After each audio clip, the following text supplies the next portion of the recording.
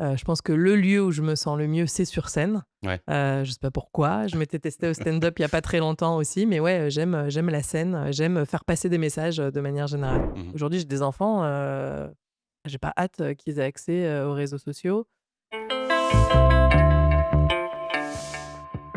Bonjour à tous, bienvenue au comptoir avec le podcast où on s'installe chaque mois avec une personnalité qui façonne la communication, qui façonne des marques, qui façonne aujourd'hui des événements même, puisqu'aujourd'hui on reçoit Laura Perrard, directrice déléguée d'Ebra Events. Bonjour Laura. Bonjour Arthur. Merci d'avoir accepté cette invitation. Laura, c'est une serial entrepreneuse, une passionnée de marques fortes, de scène, de storytelling et surtout d'expériences engagées. On va en parler avec elle. Elle a fondé le Journal du Luxe, le Salon du Luxe, puis plus récemment la Colo ou le Coffret avant de rejoindre l'aventure Ebra Events pour lancer d'abord Tech Fest, puis de nouveaux salons.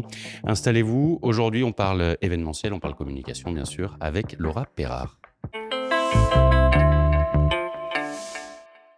Laura, merci déjà d'être avec nous, ça Merci fait pour plaisir. l'invitation. Ça fait quelques années qu'on se connaît. Ouais. On va parler de l'avant Ebra Events, puisqu'aujourd'hui tu es directrice déléguée de cette agence d'événementiel. Mmh. Mais avant ça, tu as été une vraie serial entrepreneuse. C'était quelque chose qui te faisait vibrer, je crois, Ouais, l'entrepreneuriat. toujours, hein. Toujours? Mmh. Même quand on est Je salarié? me considère toujours comme entrepreneur, bien qu'étant dans un très grand groupe qui est le groupe Ebra, mais je pense que ce sera toujours dans mon ADN. Comment tout a commencé pour toi?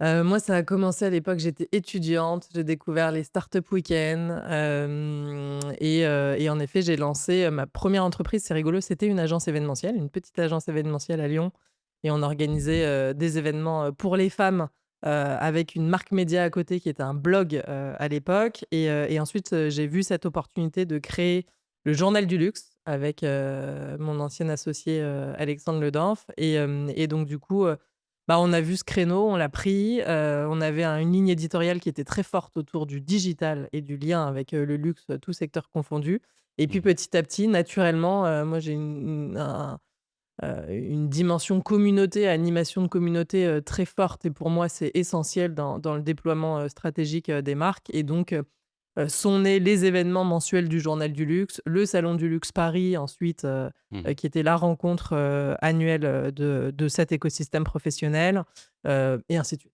Donc on était sur un journal digital, Ouais.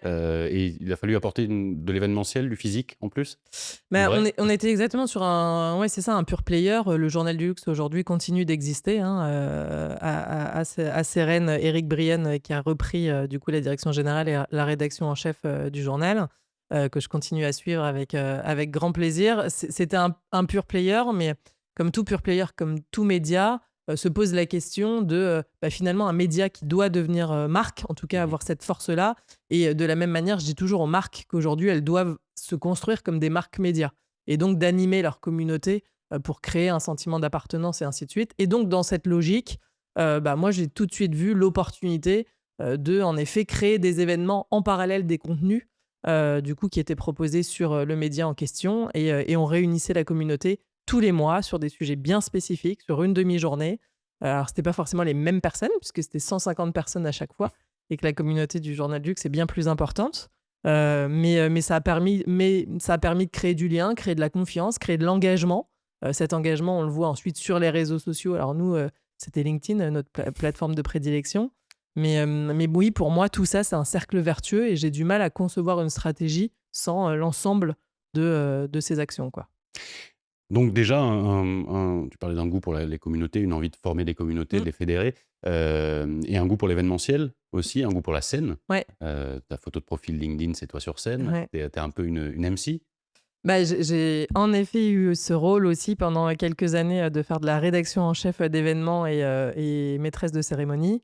Je pense que le lieu où je me sens le mieux, c'est sur scène. Ouais. Je sais pas pourquoi. Je m'étais testée au stand-up il y a pas très longtemps aussi, mais ouais, j'aime la scène, j'aime faire passer des messages, de manière générale. Et donc après le Journal du Luxe, que tu as revendu Ouais. derrière, tu as voulu lancer d'autres choses? J'ai surtout voulu m'offrir une petite pause et j'ai eu 2 enfants. Et du coup, pendant cette période-là, difficile quand tu es entrepreneur de, Mmh. ne plus véritablement avoir de projet et cetera. Et c'est pendant cette période, du coup, que là, j'ai lancé un projet à impact qui s'appelait Le Coffret. Et l'idée, c'était, je dis c'était parce que là, je viens d'arrêter la commercialisation des produits, mais c'était de proposer des cadeaux pour fêter et aider les jeunes mamans à bien vivre le postpartum, puisque la dépression postpartum est l'une des premières causes de mortalité des jeunes mamans en France. OK. Et voilà, c'est des sujets qui étaient un peu tabous du coup, il y a quelques années. Moi, je m'étais beaucoup intéressée à ces sujets-là et toujours cette même idée. Je me suis dit: «Bah, allez, lance, un compte Insta, développe, tout ça, commence à créer des événements» et puis j'avais envie de me tenter sur la création d'un produit Ouais. et donc du coup, j'ai découvert, tout ça avec grand plaisir. Mais c'est vrai qu'une fois que tout ça a été lancé, j'ai créé du contenu, une web série associée et cetera. Bref, toujours cette idée de marque média. Je pense pas que ma destinée était de développer ça. C'était pendant cette période de maternité, quoi. OK. Voilà. On peut faire de l'entrepreneuriat, à durée déterminée, en gros. Bah, c'était pas prévu, mais en tout cas, il est fréquent que les entrepreneurs lancent des projets, en Ouais. arrêtent, passent sur d'autres et cetera et je dis toujours qu'on a plein de vies dans une vie et c'était une période de ma vie qui m'a permis de conjuguer à la fois ce que je vivais à titre perso et de le proposer, à d'autres et à la communauté qui me suivait à cette époque-là. Hem, C'était donc tu parlais du postpartum, effectivement, aujourd'hui, c'est des sujets qui sont plus tout tabous, on en ouais, entend de plus en plus parler, grâce aux réseaux sociaux. Mmh. notamment, Mmh. entre autres, mais à l'époque, c'était pas encore tout à fait le cas. Non, ouais, C'était un peu précurseur de se lancer là-dedans? c'était même un peu trop tôt, Ouais. parce qu'aujourd'hui, on est typiquement, enfin, sur une phase, time to market pour, Mmh. proposer ce type de produit. J'ai toujours eu ce problème, hein, de lancer des choses un peu trop Trop tôt. en avance. Maintenant, je suis extrêmement vigilante quant au fait de bien m'assurer que Ouais. le marché est prêt avant de proposer quoi que ce soit. Mais c'est vrai que quand j'étais plus jeune, j'ai à quelques reprises eu, cette problématique de lancer, à la fois des sujets, des problématiques ou des produits, des offres trop tôt. Donc on apprend, hein, en faisant. Mais oui, en effet, il y a quelques années, c'était précurseur. C'était beaucoup plus développé aux États-Unis. D'ailleurs, moi, j'ai beaucoup appris en lisant, en écoutant, des sources, anglo-saxonnes. Mmh. Mais aujourd'hui, on en parle partout et je trouve que c'est très bien, Ouais. parce que ça permet aussi de faire connaître ces sujets au plus grand nombre et ça touche tout le monde.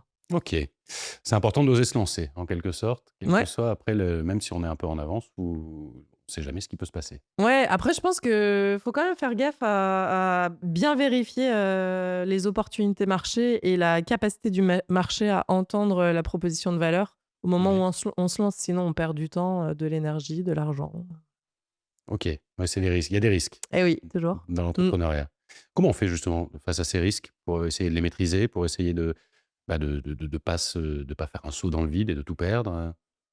Bah, ça, je pense que ça s'étudie. Ouais. Après moi, j'ai toujours beaucoup travaillé à l'intuition.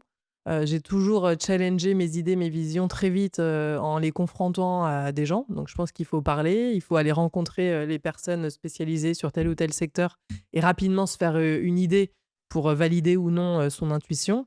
Ouais. Et après, c'est vrai que j'avais pas conscience du fait que j'avais cette, facilité à prendre des risques. Et en réalité, c'est ma dernière expérience au sein des Bravens qui m'a permis de le découvrir parce que pour moi, c'était inné, enfin, pour moi, tout le monde fonctionnait comme ça et pas forcément. En fait, pas tout le monde. Mmh.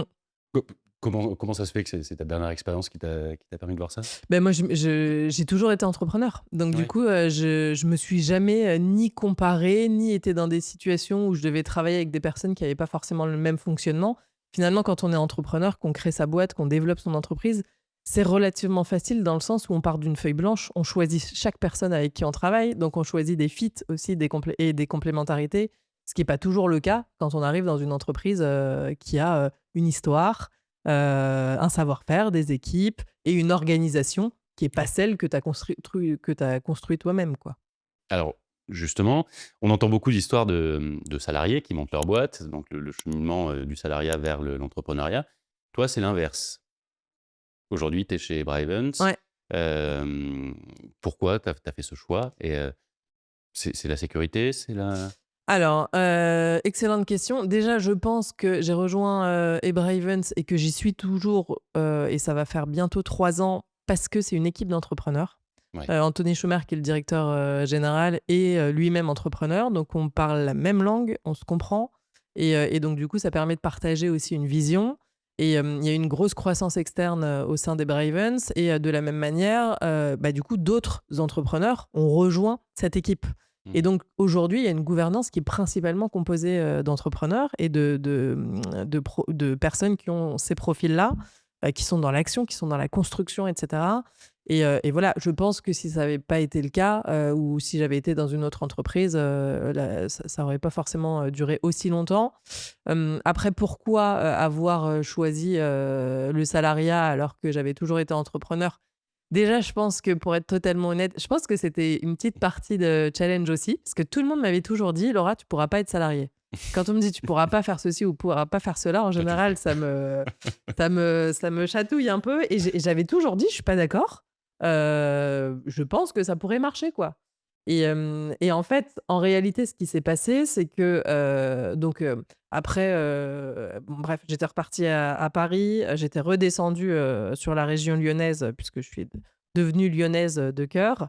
Et je me suis dit, j'avais développé une activité autour de la rédaction en chef d'événements, et j'étais donc du coup, maîtresse de cérémonie, mais toujours avec mes clients parisiens, et je passais ma vie à Paris. Et en OK. fait, après avoir eu du coup 2 enfants, j'ai 2 enfants Mmh. rapprochés qui ont 13 mois d'écart, je me suis dit: «Ça a quand même pas de sens de construire notre vie ici, dans la région, lyonnaise, et de continuer à développer uniquement mon activité pro à Paris», quoi. J'avais envie de Même si rassembler un peu les choses, voilà, même si les trajets se font vite, c'est vite exactement. fatigant, quoi. Bah oui, il n'empêche que ça a quand même un impact, sur sa vie perso. Donc voilà, à la base, ma réflexion, elle partait de là, et puis j'ai commencé à regarder les offres d'emploi du coup, sur LinkedIn, mais de la même manière que je regarde, pratiquement tous les soirs, là vous allez connaître, un peu ma vie, mais les offres, immobiliers. OK. J'ai toujours fait ça, j'adore ça, donc je connais, un certain nombre de marchés par Alors cœur, c'est plus sur voilà, dans LinkedIn là, certaines c'est plus villes. sur Le Bon Coin, mais Voilà, c'est sur différentes, plateformes, mais ça veut pas dire que j'achète, derrière des ouais, ouais. maisons ou des, terrains, ou voilà, c'est juste et je regardais, par, pure curiosité, et j'ai vu une offre qui parlait, de la création d'un événement qui allait s'appeler Tech and Fest, qui était un festival business autour de l'innovation dans la région Auvergne-Rhône-Alpes. Il y avait pas plus d'infos. Et donc du coup, j'ai contacté, la recruteuse en question. Elle m'a, fait rencontrer du coup Christophe Victor, qui était, le directeur général, du Dauphiné Libéré, qui Ouais. fait partie du groupe EBRA, qui lui avait cette idée du coup de lancer, cet événement, et c'est comme ça que ça s'est fait, très naturellement. Donc en fait, je les ai rejoints dans une optique de lancer un projet, très concret, et qui était très ambitieux. Donc c'était un projet entrepreneurial, au sein d'un grand groupe, quoi. OK. Oui, il fallait lancer quelque chose. Oui. C'était, Mmh. et Tech and Fest, donc ça a été lancé il y a bientôt 3 ans. Mmh. Hem, Toi, tu es arrivé donc sur une annonce LinkedIn et c'est un projet que tu as porté, jusqu'au lancement. C'était une fierté? C'était, Alors Tech and Fest, on l'a cofondé, à plusieurs, et on ouais, l'a co-dirigé avec Benjamin Coron. C'était déjà un sacré challenge, parce qu'on avait très peu de temps, pour lancer, créer cet événement. Enfin, c'était il y une avait toute idée une sur marque, un tout un papier. univers à créer Il et y un avait, univers ouais, très fort en plus. toute la marque, exactement. Il y avait cet enjeu en plus, d'installer un événement à Grenoble. Mmh. C'est pas Paris, quoi, c'est Ouais. Grenoble. C'est même pas Heu Lyon, oui, c'est Comment? Grenoble. C'est même pas Lyon, C'est c'est même pas Grenoble. Lyon, voilà. Donc on s'est tout de suite dit: «OK, il faut qu'on crée un événement destination», parce qu'il y a pas de raison qu'on traverse, le monde pour aller au Southwest, ou au CES de Las Vegas, ou je ne sais quoi, Mmh. alors qu'on a une richesse dingue, en France et en Europe, sur tous les sujets, tech et innovation. Et ça avait beaucoup de sens parce que Grenoble, c'est, la Silicon Valley européenne. Mmh. Et donc du coup, en fait, l'histoire à raconter me paraissait, assez évidente, et en fait, en réalité, on se disait: «Mais», enfin, c'est souvent les projets comme ça, on se dit: «Mais pourquoi ça n'a pas déjà été fait?» tellement ça Ouais. semble être une évidence. Une fois qu'on s'est dit ça, la réalité, c'était qu'on n'avait pas de base de données, business, Mmh. sur le territoire, puisque c'était pas, le propre du Dauphiné Ouais, ouais. libéré, de Il y a un couvrir, quotidien, voilà. Et puis il fallait, créer de la valeur, créer une promesse, créer une offre. Donc on a travaillé sur tout ça, avec Benjamin Coron En et combien de temps? bah, initialement, on avait 9 mois et en réalité, on a décalé la date donc ça je crois que ça s'est fait en 11 mois. Ce qui est court pour un Ouais, c'est événement très de court pour un l'ampleur de Tech événement Fest. exactement, ouais, ouais. Ouais. Donc c'est très court, mais on a mis les bouchées doubles, on a créé une équipe, et c'est aussi cette équipe, hein, qui a permis, de réaliser tout ça et puis voilà, on a lancé Tech Fest en croyant dur comme fer à l'importance du contenu, Mmh. en misant vraiment sur le fait qu'on voulait pas en faire un simple événement de communication, mais vraiment un événement sur lequel on réfléchit, on fait du business, donc c'est les faiseurs qui viennent, sur Tech Fest et en faire un événement très ouvert parce qu'avec Benjamin, on était très alignés sur, la puissance du collectif Ouais. et donc cette vision communauté dont on parlait tout Mmh. à l'heure et donc Tech Fest s'est tout de suite installé comme un événement qui allait accueillir d'autres événements et qui allait être assez tentaculaire finalement, mais c'est ce qui fait sa richesse et je pense que c'est ce qui fait sa marque de fabrique, également, avec une vraie expérience, une vraie proposition de valeur, c et une marque et un ADN, une signature, assez singulière aussi Ouais. et tout ça a participé, à son succès, quoi. Oui, parce que ça va être la troisième édition qui arrive là. Oui. Toujours plus de visiteurs, toujours plus de partenaires, d'exposants? Ouais, c'est 20 000 visiteurs, Tech Fest. On n'est pas dans une recherche de toujours plus. Ouais. Parce que pour nous, ça a pas forcément de sens et on n'est pas dans cette quête du gros chiffre, pour faire parler. On est plutôt, toujours sur une quête de, qualification du visitorat, Ouais. parce que c'est ça qui permet, derrière, à nos partenaires d'être satisfaits. C'est ça qui crée du ROI, sur Mmh. l'événement. C'est ce qui nous obsède.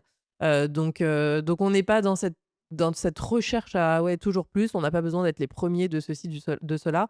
On veut juste, installer un événement qui est utile pour bah, notamment, notre pays, nos territoires et voilà, qui s'installe dans l'écosystème et qui, vient compléter, le panorama des autres événements qu'on peut retrouver, en Europe. Et vous arrivez à, déplacer des décideurs, de toute l'Europe, de toute la France? À Alors, Grenoble? oui, puisque manifestement, c'est un succès. Enfin, je sais plus avec qui, je discutais il y a pas très longtemps qui me disait: «Mais c'était marrant, dans le train pour venir à Tech Fest, Mmh. depuis Paris, on croisait, enfin, il avait croisé, Maya Noël, de France Ouais. Digital, il avait croisé, les équipes, de BPI France, il avait croisé, Michel Lô, d'Alibaba et cetera. Bref, on sent qu'il y a tout cet écosystème, tech, innovation, Ouais. notamment parisien, qui oui, fait le déplacement, sur Tech Fest. Après, l'objectif, c'est aussi, de créer le lien avec justement les autres territoires et les écosystèmes des autres régions. Mmh. C'est de faire se rencontrer, ne serait-ce que si on parle juste de la région Auvergne-Rhône-Alpes, bah, tous ces acteurs, parce que c'est quand même la première région industrielle de France Ouais. et certains ont besoin d'aller, au CES, à De Las Las Vegas Vegas? pour se rencontrer. C'est quand même hallucinant, quoi. Ouais. Donc voilà. Après, c'est vrai que l'an dernier, on a accueilli des délégations, étrangères également. Cette année, on aura la chance d'accueillir le High Level Forum, Ouais. qui est, donc en partenariat avec le CEA. Le CEA, on a construit, Tech Fest avec eux, ainsi que le CNRS, l'INRIA et cetera et donc du coup, oui, il y a cette dimension internationale aussi parce que c'est nécessaire et qu'aujourd'hui, on est sur un marché qu'il est, donc ça aurait pas de sens de se Mmh. focaliser uniquement, sur notre nombril, et puis voilà, l'histoire est encore en train de s'écrire et pour le coup, il y a une vraie communauté Tech Fest. C'est pas, juste un événement, c'est pas, Ouais. une fin en soi, c'est vraiment toute la dynamique associée avec, tous les mois et demi, une date à laquelle on propose à nos partenaires de nous rejoindre, donc ils se rencontrent. Donc il y a vraiment cette émulation, cette communauté et déjà, ces liens, business, qui se créent en amont après l'événement, voilà. Et tu disais que l'objectif, c'est pas d'attirer le plus de monde, c'est pas une guerre de chiffres, on n'essaye pas de surenchérir Mmh. année après année. Est-ce que c'est facile d'essayer de garder cette vision, de garder de la cohérence, et de convaincre les gens que, bah, non, l'objectif, c'est pas d'avoir 50-100 000 visiteurs, mais c'est de garder un plateau qualitatif et de faire un événement utile? Bah, c'est facile parce que quand le projet est clair et que la vision est claire, les gens le comprennent Ouais. et donc soit on rentre dans une guerre d'ego, une course à autre chose que, justement du contenu de qualité, Mmh. de la pertinence et du ROI, et dans ce cas, c'est un événement de pure communication et enfin, on saurait le faire sans problème, mais c'est pas ce qu'on vise dans le cadre de Tech Fest. Donc à partir du moment où c'est clair, oui, franchement, ça a pas tellement posé de problème, quoi. OK. Et aujourd'hui, bah, tu pilotes aussi d'autres salons. Mmh. Puisque tu as dirigé Tech Fest, sur son année de lancement. Mmh. Aujourd'hui directrice déléguée des Events, tu pilotes, plusieurs salons, toujours en B2B? Alors oui, principalement en B2B. Donc moi, je suis moins dans l'opérationnel puisque du coup, je suis plus à la direction, d'un ou plusieurs événements. Mmh. On a des directeurs et directrices d'événements, donc je ne veux surtout pas, tirer, la couverture, c'est eux qui pilotent, leurs événements. Mais oui, j'accompagne en effet, le développement, de ces différents, événements, comme, Go Entrepreneur, qui nous a rejoints, il y a peu de temps, le Forum national des associations et fondations, Ici on agit, et puis, nos 300 événements, parce qu'Ebraven, c'est 300 événements par an, quoi. C'est énorme. C'est Ça Ça fait commence à faire. quasiment un Ouais, événement par jour. ouais, c'est ça. Mmh. Hem, Quel est ton rôle justement, à la tête de ce groupe qui pilote 300 événements chaque année? Alors, déjà accompagner justement, cette croissance parce que c'est une entreprise qui a fortement grandi, ces derniers temps. Accompagner la stratégie, d'un pôle qu'on a créé qui s'appelle, Événements et communautés prospectives qui, anime justement, les communautés des événements qu'on vient de citer. Mmh. Et l'approche, et ça c'était la vision d'Anthony Schumer, c'était, de créer un pôle, qui permet, d'accompagner, les communautés qui façonnent le monde de demain. Et donc du coup, c'est véritablement ce qu'on est en train de faire puisque d'un côté, il y a les entrepreneurs, donc qui Ouais. mieux que les entrepreneurs, s'activent pour, justement réfléchir, créer des entreprises, s'engager, dans la société et créer de l'impact. Il y a de plus en plus d'entrepreneurs à impact, aussi. En parallèle, il y a justement les innovateurs, les chercheurs, les ingénieurs, et c'est cette communauté qu'on anime avec, Tech Fest. Ouais. De l'autre côté, on a un événement, du coup, qui regroupe, le monde associatif, le monde de la philanthropie et de l'ESS, avec le Forum national des associations et fondations, et Ici on agit, où là l'objectif c'est de travailler, main dans la main avec, toutes les personnes, qui s'engagent en local, pour, l'écologie, l'environnement, la planète et plus largement des sujets RSE, et humains, quoi. Est-ce Donc, est-ce que c'est le futur de l'événementiel justement, ce côté événement à impact, ce côté événement, qui a du sens? Responsable? l'événementiel responsable, nous, c'est notre ADN, donc je Ouais. pourrais pas te répondre, non. Je pense en plus de ça qu'on doit être exemplaire, qu'il y a des sujets, de CSRD, que toutes les entreprises vont être de plus en plus vigilantes vis-à-vis, de leurs investissements, et notamment, sur des sujets événementiels. Donc j'ai envie de répondre oui, c'est parce qu'on voit partout, et puis on sait aussi faire, des super, soirées, des super, Madjak où on fait la fête. Les Madjak, c'est, pour ceux qui ne connaissent pas, des sortes de Pékin Express sur les territoires, OK. et le triptyque, c'est, teuf, terroir, traquenard. Donc OK. là, on est loin du B2B, mais Ouais. ça reste des événements, des expériences hyper engagées qui créent du lien parce qu'on pense que dans notre société, c'est hyper important et c'est ça l'ADN du groupe EBRA, et c'est Mmh. ce qu'on continue à faire. Donc est-ce que c'est de l'événementiel responsable? Oui, en tout cas selon moi.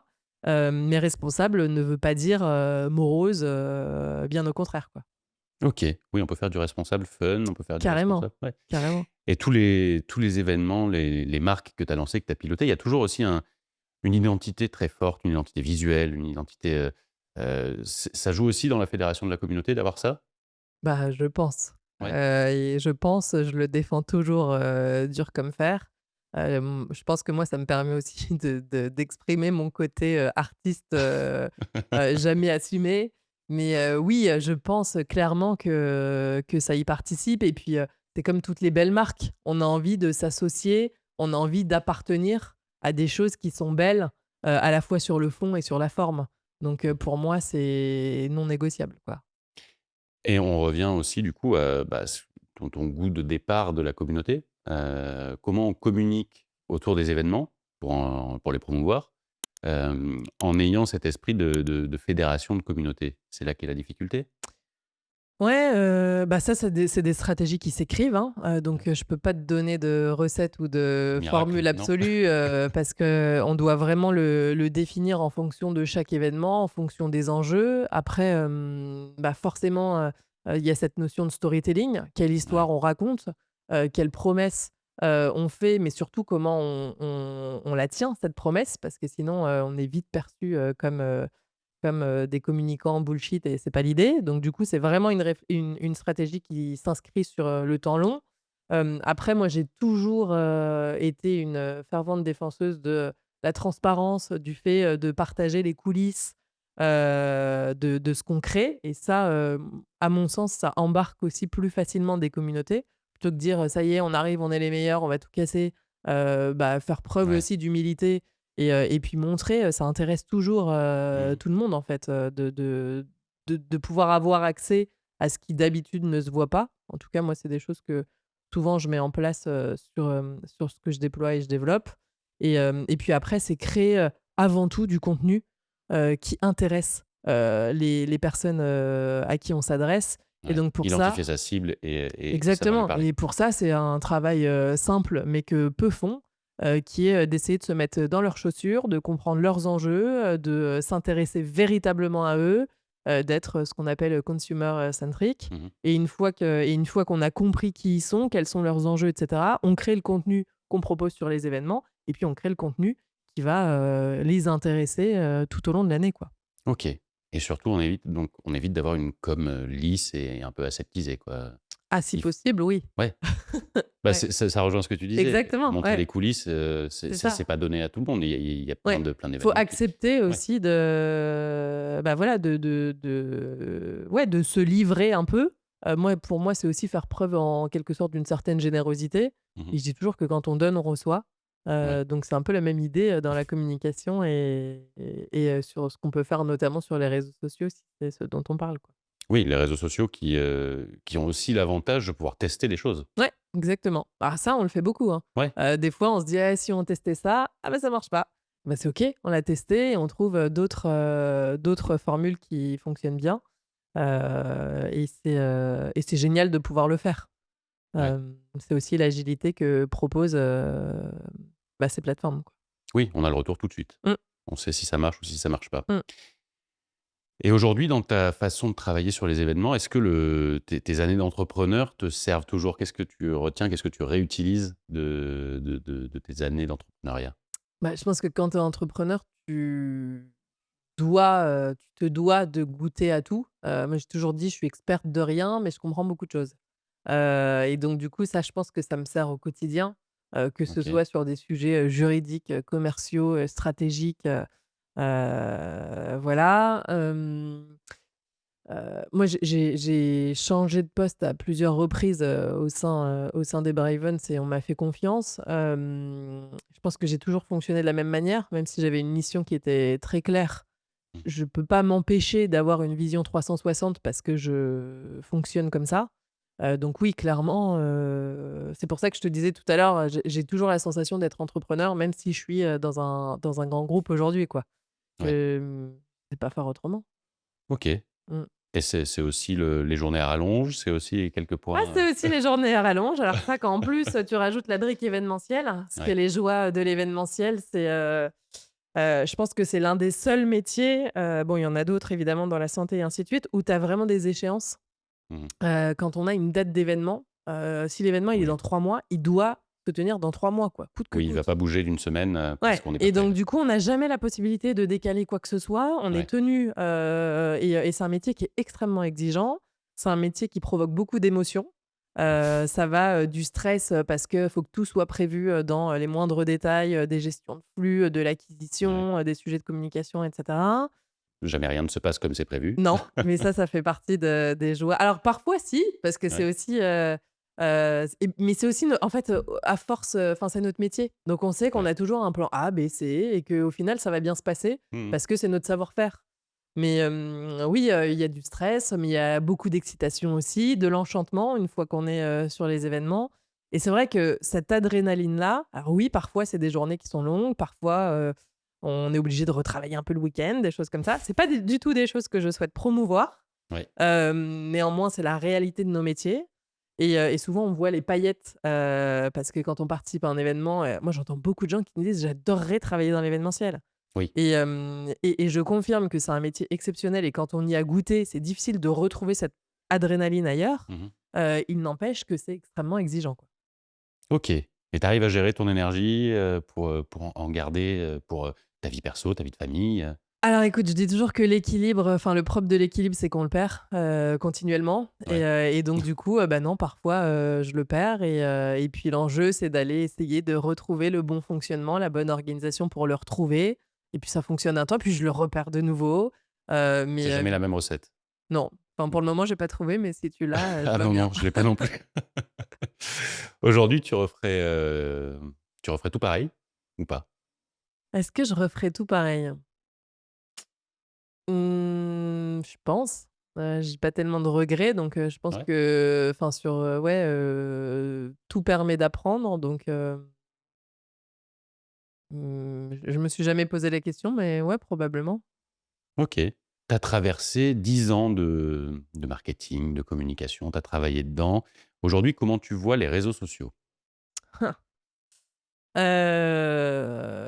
C'est Quels une qu'ils soient, ouais, ouais, mais c'est une question qui est compliquée parce à la fois, moi j'ai lancé toutes mes activités grâce aux réseaux sociaux ouais. et moi perso, mon réseau de prédilection, c'est LinkedIn, hein. Oui. Bah, tu es presque une Hem influenceuse LinkedIn, J'étais. Ces derniers temps, j'ai un peu moins le temps, mais voilà, j'ai vraiment lancé notamment le journal du luxe. J'ai tout fait grâce à LinkedIn, j'avais une stratégie qui était bien précise, et ainsi de suite.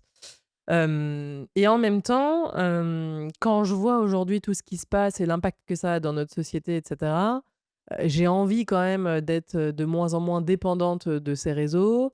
Je trouve qu'ils sont extrêmement dangereux, mmh mh. pour notre société et sur la fracture que ça peut créer, dans la société. LinkedIn aussi ou LinkedIn moins, ouais, mais on va dire, les réseaux, mmh, Meta, ouais, grand public, voilà, ouais. tout ce qui est B2C, où, du coup on alimente, enfin je veux dire les personnes qui ont telle ou telle vision du monde, et ben, ils ne voient que des contenus qui continuent à C'est l'alimenter. les algorithmes qui peuvent, Ouais, les algorithmes, ouais, après les médias qui vont suivre, les leaders d'opinion, et ainsi de suite. Donc c'est difficile d'avoir un avis tranché sur la question puisqu'à la fois ça nous a ouvert plein d'opportunités et en même temps on doit être extrêmement, pointilleux et précautionneux avec, leur utilisation, leur usage et je pense que c'est notre responsabilité à tous, quand on en a conscience, bah, de continuer à sensibiliser de manière, la plus large possible, les publics, les plus jeunes. mmh mh, Aujourd'hui, j'ai des enfants, j'ai pas hâte, qu'ils aient accès, aux réseaux sociaux ouais. et c'est pas qu'une histoire, d'enfants parce que il y a aussi des publics plus âgés qui, n'ont pas forcément la bonne lecture et donc qui vont, boire, finalement, un peu «bêtement» entre guillemets On les perd un peu contenus qui son sont esprit critique quand on est ouais, abreuvé de contenu comme ça en ouais, permanence. c'est un peu, ma crainte et ce que j'observe quoi donc OK. mmh, C'est un outil, mais qui a son côté, risque. clairement, ouais. Mmh. Toi, tu les utilises toujours à titre personnel et Oui, oui. professionnel? Ouais. LinkedIn, tu disais tu y es un petit peu moins? J'y C'est suis moins parce que j'ai moins le temps, de poster. J'y suis moins, parce que c'est aussi une plateforme qui évolue beaucoup et il y a beaucoup cette, maintenant on est dans cette course à la création de contenu, mmh mh. et moi j'ai toujours refusé à rentrer dans cette dynamique. Je veux pas créer pour créer, Mmh donc mh. du coup, bah, mes posts, ils me ressembleront toujours, et ils seront toujours très authentiques. Donc est-ce qu'il faut, réussir à rentrer dans cette danse du volume? Peut-être, peut-être pour certains quand c'est extrêmement stratégique. Moi, pour le moment, je m'y refuse donc oui, j'ai moins de temps, donc du coup, je suis moins présente. Après, j'ai toujours eu, moi, cette communication. Enfin, je veux dire, quand j'étais toute jeune, j'avais des blogs. Après, j'ai lancé, un autre blog, un gros blog, sur la région lyonnaise. Après, j'ai créé un média, machin. Enfin, ma Ton ADN, manière de c'est de m'exprimer, c'est la communiquer. Ouais, communication. Donc du coup, en fait, je fais un post, comme, je te parle ouais. et souvent on me dit: «Ah, c'est quoi ta stratégie?» J'en ai pas. En fait, quand je ressens ce besoin-là, pour moi, c'est que j'ai un message C'est à pas faire donné à tout le monde passer. ça. C'est pas donné à tout le monde. Ouais, Ah, il y a des gens qui vont réfléchir, à prendre 1 heure oui, pour oui, écrire un post, ouais, on va passer par ChatGPT, le ouais, reformuler, le faire reformuler. ouais. Toi, c'est comme ça, c'est, Bah, moi, je me suis souvent décrite comme une messagère, OK. et c'est ce que je faisais sur scène quand, Mmh je mh. donnais la parole aux gens comme, donc du coup, je le fais, en fait, sur tous les périmètres de mon métier et à titre perso, bah, je suis messagère aussi et pour faire passer des messages, on n'a plus de pigeons voyageurs donc on utilise, les plateformes de notre temps. OK. Est-ce que tu as un conseil pour terminer pour celles et ceux qui voudraient créer aujourd'hui, que ce soit une entreprise, un événement? Bah, déjà allez-y, Faut se lancer, parce on peut y que, aller? bah, si vous avez envie, vous regretterez, de pas l'avoir fait. Ouais. Moi, l'événementiel pour moi, c'est l'outil numéro un pour accélérer, faire passer les messages, aider à faire retenir et fédérer les gens ensemble. Mmh. Donc quelle que soit, votre envie et votre soif de création, si vous avez envie, faites-le quoi c'est trop beau de créer. Top. Merci Laura Merci Arthur. et à très vite. À très vite. Si cet épisode vous a plu, eh bien, n'hésitez pas à le liker, le partager, à le commenter, à faire des suggestions si vous le souhaitez. Je vous dis à très vite pour un nouvel épisode d'Au comptoir avec.